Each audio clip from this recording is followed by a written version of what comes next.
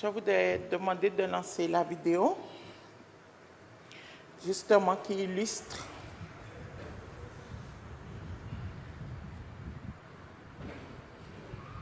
une petite... il y a quelque chose... Ah oui, je regardais par là pensant que... alors, ce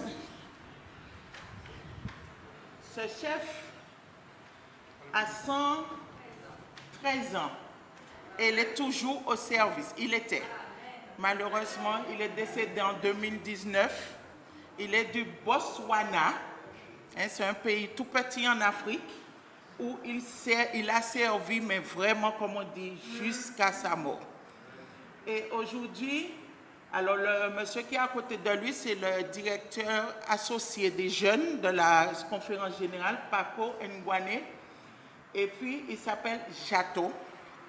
Et il dit qu'il peut faire, il essaie de faire toutes sortes de choses. Vous avez vu tout à l'heure, là, il a essayé de faire de la gymnastique, mais il a dit qu'il veut continuer à servir le Seigneur toute sa vie. Malheureusement, on a appris son décès l'année dernière, en 2019, mais il a servi toute sa vie. Voilà ce qu'un chef guide encore. Merci.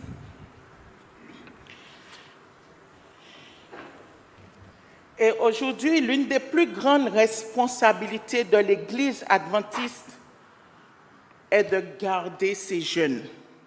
Le département de jeunesse s'efforce donc à atteindre ses enfants pour qu'ils soient guidés vers le Christ. Et dans tous leurs choix, nous les aidons à choisir et à se préparer pour le service chrétien. J'ai bien aimé tout à l'heure quand Chef Toussaint a dit, j'ai appris 2 mots. Servir, c'est ce qu'il a appris d'abord. Effectivement, le chef guide prépare à servir aussi.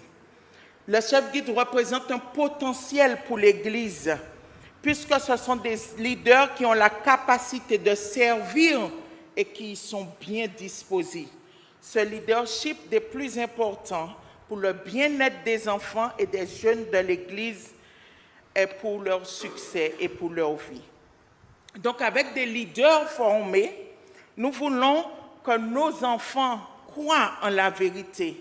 Nous voulons que nos enfants reçoivent la bénédiction de Dieu. Nous voulons qu'ils assument leur part dans cette société.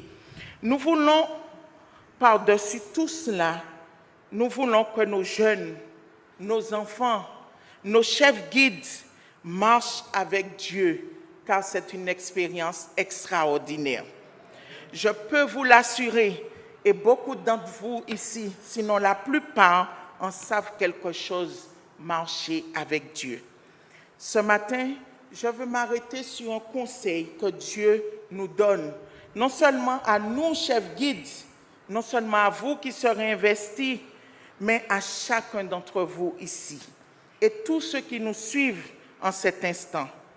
Je vous invite à prendre vos Bibles, et nous allons lire ce matin ce conseil donné à un patriarche. Genèse 17, verset 1.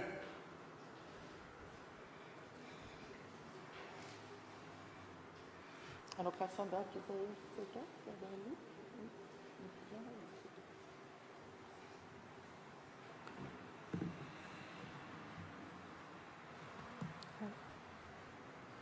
Lorsque Abraham fut âgé de 99 ans, l'Éternel apparut à Abraham et lui dit, « Je suis le Dieu Tout-Puissant.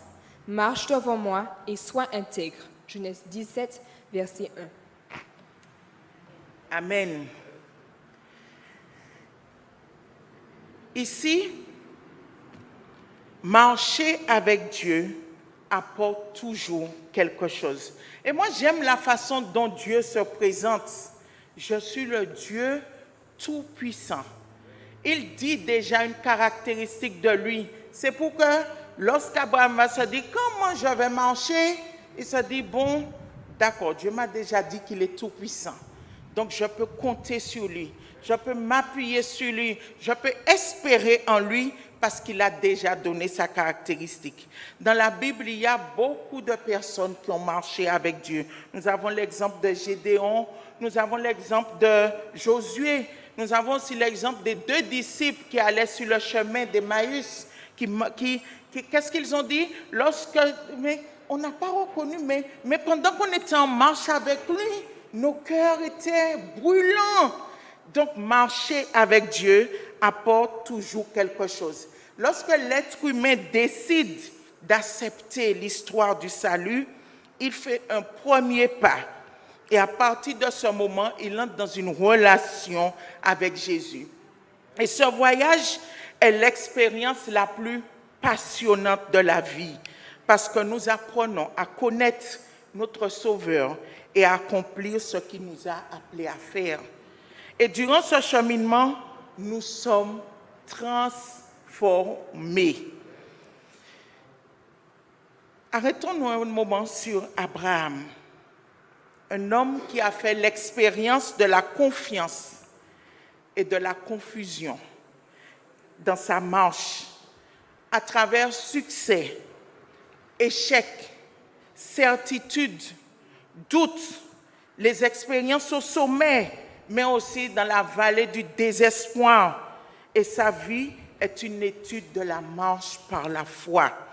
Chers chefs guides, chers membres, quand nous examinons le pèlerinage de foi, nous pouvons extraire 6 mots qui vont un peu caractériser cette marche de ce père de la foi.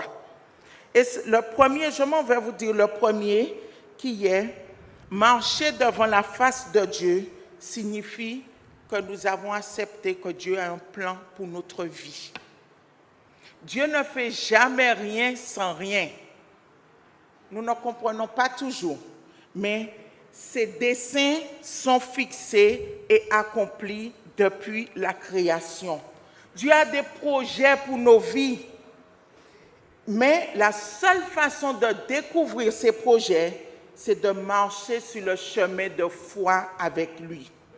Même si vous n'arrivez pas à comprendre tous les rebondissements du chemin, vous pouvez compter sur la fidélité et la puissance illimitée de celui qui vous guidera. Quand Abraham a entendu le Seigneur l'appeler la première fois, il n'avait aucune idée de ce que son histoire serait enregistrée pour les générations futures. Et il a été fidèle. Et en faisant ce premier pas, la nation d'Israël s'est établie et le Sauveur du monde est né. L'invitation, chers chefs guides, c'est de marcher avec obéissance. Peu importe, car tout est planifié par Dieu. Avez-vous déjà pensé ce que Dieu pourrait faire dans votre vie si vous marchiez avec lui avec obéissance? Parfois, nous ne comprenons pas. Eh bien, quand on ne comprend pas, on dit ça à Dieu. Seigneur, je ne comprends pas. Il y a un chanteur qui dit ça, mais je m'incline. Je ne comprends pas, mais j'y vais. Je n'ai pas compris, mais bon, il faut y aller. Je me déplace. Le Seigneur ne nous dit pas toujours ce qu'il fait. Il dit simplement, suis-moi. Puis, quand nous faisons un pas de foi, il nous donne plus de direction. Si nous recevions tous les détails, peut-être que nous manquerions le plaisir de marcher avec lui et les bénédictions qu'il voudrait nous donner. J'ai toujours voulu être psychologue. Et je l'ai dit à Dieu. Vous savez, des fois, quand quelqu'un veut prendre mon curriculum, il regarde, il se dit, tiens, cette fille-là ne sait pas ce qu'elle voulait faire, parce que j'ai un BTA, c'est-à-dire un brevet de technicienne agricole, j'ai une licence en espagnol, et puis enfin, j'ai une licence en psychologie. Mais ça, c'était quand l'Éternel l'a décidé. Je n'ai regretté aucune de ces choses, parce que pour moi, c'était une préparation pour. Et j'ai remercié Dieu pour tous les diplômes que j'ai eus, parce qu'il m'a préparé pour avoir celui que je désirais tant. Et ça a été un signal, au signal donné. Et je ne vais pas m'étendre trop sur l'expérience, Mais je veux tout simplement vous dire, lorsque l'heure a sonné et que Dieu vous dit, c'est le moment, personne ni rien ne peut vous empêcher. Parce que lui, il a dit que c'est le moment. Et je me rappelle de cette année 2007, je crois, où le pasteur avait prêché et nous avait dit, chers jeunes, je vais lancer un appel ce soir et j'aimerais que vous demandiez des choses à Dieu, quelque chose que vous désirez, que vous voulez. Et ce jour-là, je me rappelle, j'avais demandé 3 choses à Dieu, dont 2 se sont réalisées. 2007, d'accord? En 2008, les années sont passées.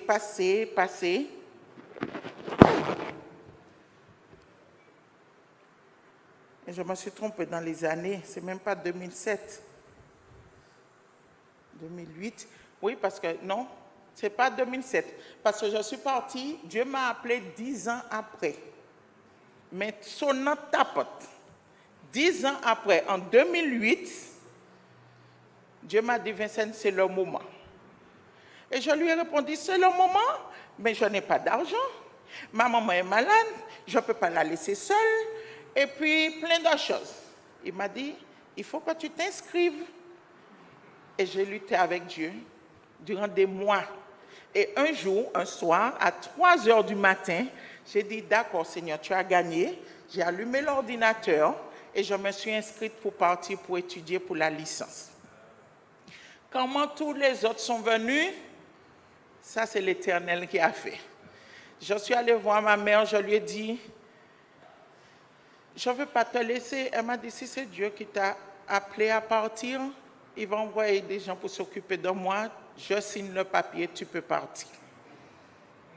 Lorsque Dieu a décidé, rien ni personne ne vous empêche. La deuxième caractéristique, c'est de marcher devant la face de Dieu, c'est de cultiver la foi.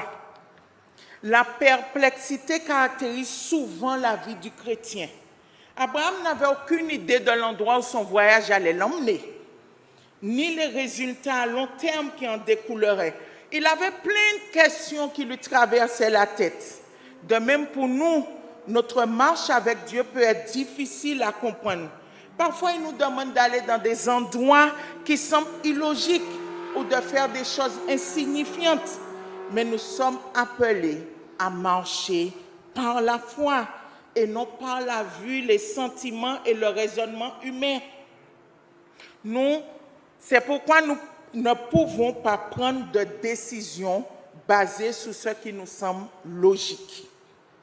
La seule façon de recevoir plus de compréhension du Seigneur, c'est d'étudier sa parole.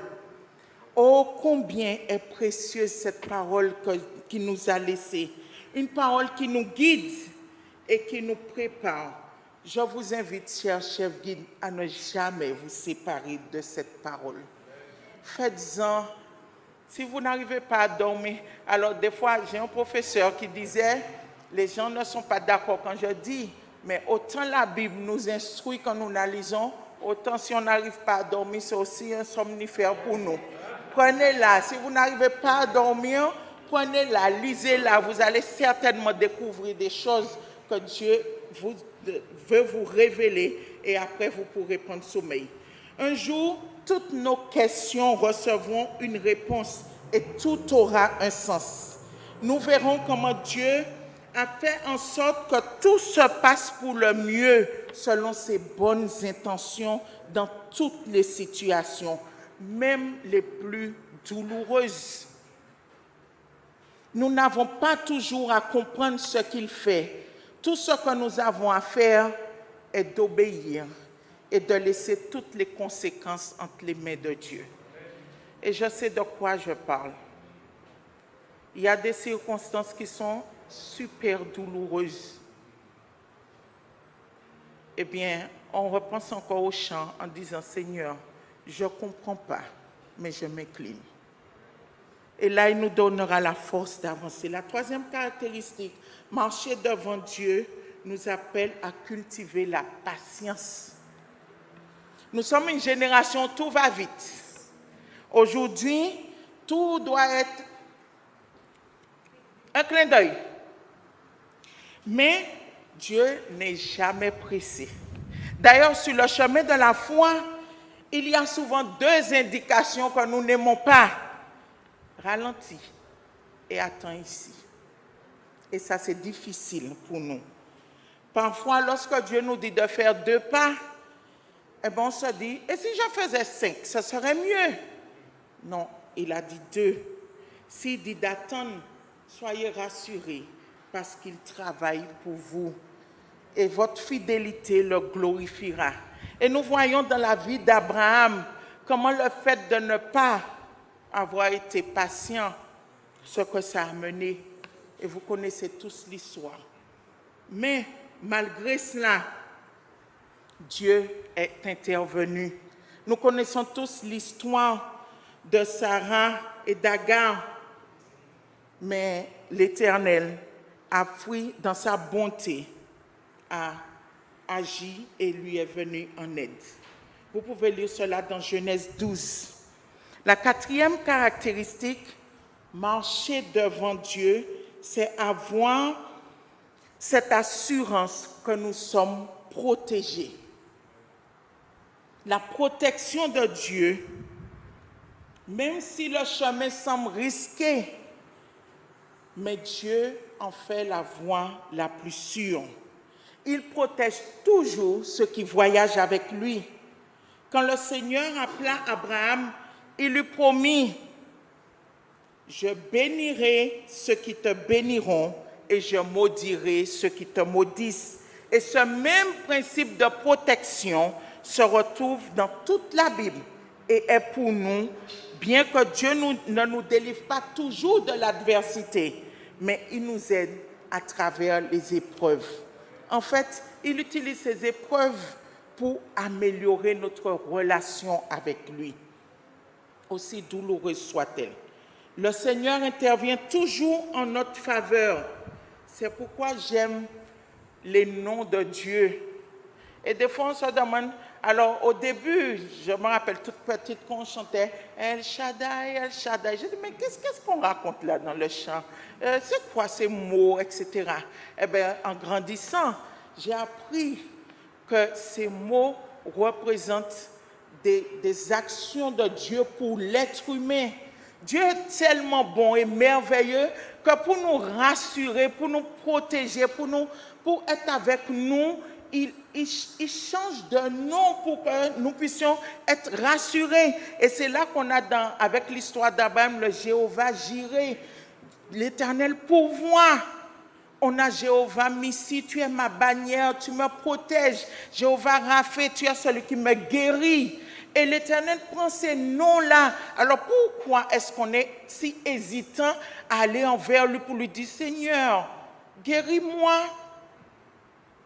Seigneur, pourvois. Éternel, ton enfant est devant toi. Et je me rappelle,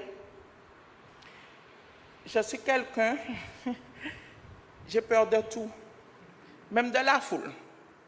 Bon, beaucoup me disent qu'ils ne me coiffent pas, mais bon. Et Dieu m'a dit, il faut que tu parles en mon nom. Il faut que tu sois debout devant des foules. Et comme il a dit à Abraham, marche devant moi, je suis le Dieu Tout-Puissant, et sois intègre. Alors, j'ai cherché dans sa parole et j'ai trouvé le psaume 125 qui est devenu mon psaume préféré. Comme les montagnes entourent Jérusalem, ainsi l'Éternel est auprès en tous ceux qui le craignent. Et j'ai dit à Dieu, voici ma solution. Merci Seigneur. Désormais, chaque fois que j'ai peur, je vais me rappeler que l'Éternel m'entoure comme il y a des montagnes qui entourent Jérusalem. Prenons Dieu au mot. Osons nous approcher. Cette marche avec lui, ce n'est pas juste une marche pour marcher comme ça. C'est pour acquérir de l'expérience, connaître Dieu et être transformé. Et l'Éternel, toujours, s'il nous répond « Attends, ralentis », il va nous le dire clairement, ne vous en faites pas. Si vous avez cette relation avec lui, il sera clair, net et précis. Donc, n'hésitez pas à vous approcher de lui. La cinquième caractéristique, c'est que notre vie peut changer. Parfois, Abraham a vécu ce tandem doute, confiance. Il y aura, en marchant avec le Seigneur, il y aura des moments où vous sentirez votre vie comme un pendule. On va osciller. Et cette cinquième caractéristique qui est d'être affermi au fur et à mesure que notre relation s'approfondit avec Dieu. Donc oui, Dieu va nous affermir. Même si notre vie est comme un pendule entre foi et doute, vous savez ce que dit la parole de Dieu. Parfois, nos sentiments se dressent au-dessus de la parole de Dieu, mais nous devons revenir à cette parole. Abraham, au début, était chancelant, mais à force de fréquenter Dieu, sa foi est devenue forte et il a obéi jusqu'à donner son fils en sacrifice. Le dernier mot qui caractérise la marche avec Dieu, c'est d'avoir la paix. Oh, ce Jéhovah Shalom. Abraham avait appris à faire confiance à Dieu. Il a expérimenté la merveilleuse paix que Dieu donne. N'est-ce pas ce dont nous avons besoin? Et c'est ce que je vous invite à avoir, chers leaders, ce matin, chers membres, une relation authentique avec Dieu. Chers chefs guides, chers frères et sœurs, chers jeunes, il n'y a pas de paix en dehors du chemin de la foi. Il ne s'agit pas d'avoir tout ce que nous voulons, mais de développer une attitude de confiance et de détermination à obéir, sachant que Dieu nous conduit toujours sur la bonne voie. Quand il s'agit de foi, nous avons des avantages qu'Abraham n'avait pas. Jésus n'était pas encore venu mourir. Aujourd'hui, nous savons chacun de nous que Jésus est mort pour nos péchés. Et pour cela, nous le louons. Il n'avait pas non plus les révélations des autres, mais avec ses succès et ses échecs, il a appris à compter sur Dieu. Que Dieu puisse nous aider en ce matin, comme Abraham, à obéir à sa voix. Et tout au long du cheminement, pour que nous puissions aller vers ce lieu de bénédiction qu'il a préparé pour nous. Aujourd'hui, chers chefs guides, vous serez investis. Puisse ce cheminement durer comme celui de Jato qu'on a vu sur la vidéo.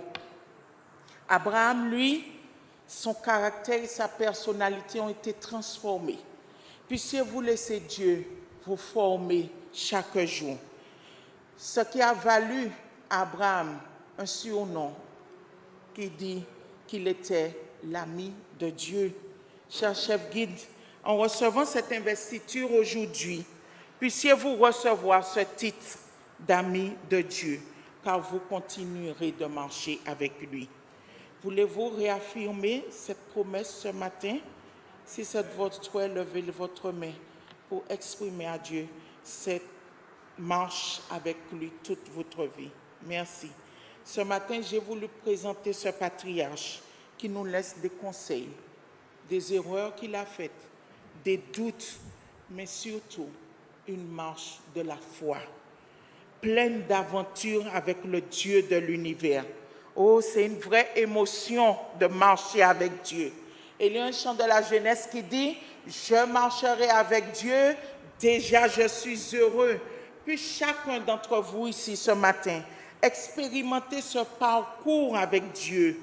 Je vous invite à faire cet acte de foi ce matin, en demandant à Dieu de nous former à sa ressemblance dans notre parcours vers le ciel. Voulez-vous? Si c'est votre souhait, levez votre main de là où vous êtes et je vais prier ce matin. Éternel notre Dieu, voici ton peuple qui a exprimé ce désir de marcher avec toi. Seigneur, nous nous avons appris à connaître un petit peu de toi, mais nous voulons continuer à progresser dans notre relation avec toi, dans notre marche avec toi, que nous ne soyons plus timides, mais que nous puissions nous approcher humblement par le sang de Jésus qui nous a purifiés. Oh Seigneur, tu vois ces mains levées. S'il te plaît, accepte le désir de chacun et accomplis envers eux ta promesse. Béni sois-tu au nom de Jésus. Amen. Que l'Éternel vous bénisse.